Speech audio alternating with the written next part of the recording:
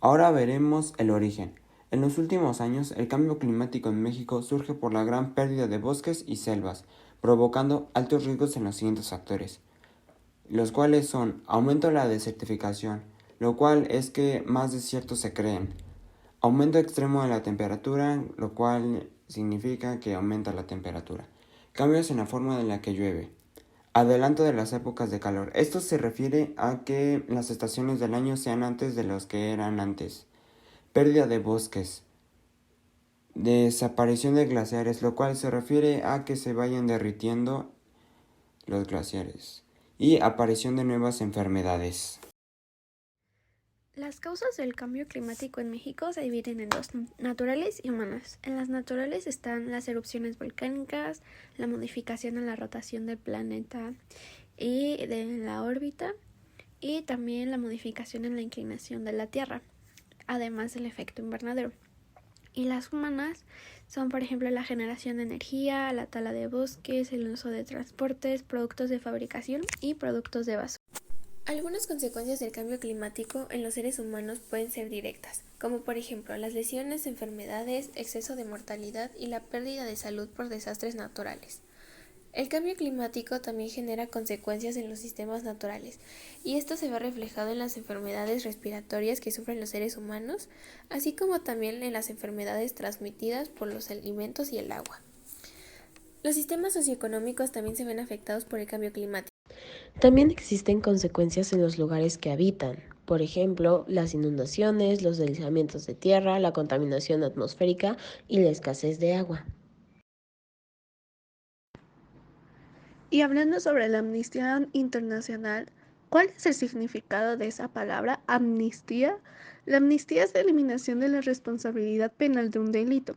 Esta acción jurídica suele ser desarrollada por el Poder Legislativo y afectar a diversas personas que, anteriormente, habían sido consideradas culpables de una violación de la ley.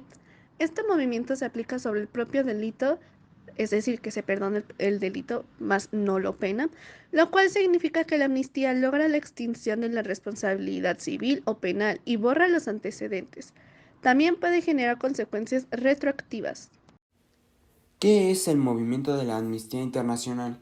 La Amnistía Internacional es un movimiento global no gubernamental que está integrado por más de 10 millones de personas en 150 países, los cuales trabajan para poner fin a los abusos en contra de los derechos humanos. El origen de la Amnistía Internacional empieza en 1961 por el abogado británico Peter Benenson, quien fue inspirado por estudiantes portugueses que fueron encarcelados por hablar sobre la libertad de su país. Escribió un artículo y lo publicó en el diario The Observer. Este fue tan famoso que millones de lectores respondieron a este llamado, y sin querer, Benenson había creado un tipo de movimiento que luchaba contra el abuso de poder y la injusticia. En 1971, en México se empezaron los trámites para la Sociedad Civil de Amnistía Internacional México. Esto por causa de Alicia Escalante de Sama, después de la detención ilegal de su hija en 1968. Actualmente hay más de 4,000 personas conformando el movimiento independiente y tomando muy a pecho cada injusticia cometida. El objetivo de la Amnistía Internacional consiste en realizar investigaciones centradas en impedir y poner fin a los abusos contra los derechos de la gente, protegiéndolos y apoyándolos. Acciones en las que ha trabajado la Amnistía Internacional. Algunas de estas son la abolición de la pena de muerte, la protección de los derechos humanos, la lucha contra la discriminación o la defensa de los derechos de las personas refugiadas y migrantes. También ha ayudado a liberar a periodistas y activistas, a cambiar leyes discriminatorias y a compensar a víctimas de delitos empresariales. No podemos olvidar que ellos también se preocupan por el cambio climático, y su principal función es dar a conocer los problemas que este puede traer y que nos afectan. También trabajan con diversos grupos para aumentar la presión a gobiernos y empresas que impiden hacer un cambio respecto a este tema. Ellos luchan por todos nosotros ahora y también por nuestro futuro. En conclusión, podemos decir que con la Amnistía Internacional de México podríamos ayudar a combatir el cambio climático y de esta manera poder evitar las consecuencias que tendrían en los seres humanos y en los lugares donde habitan. Podríamos todos ser los seres que necesitamos.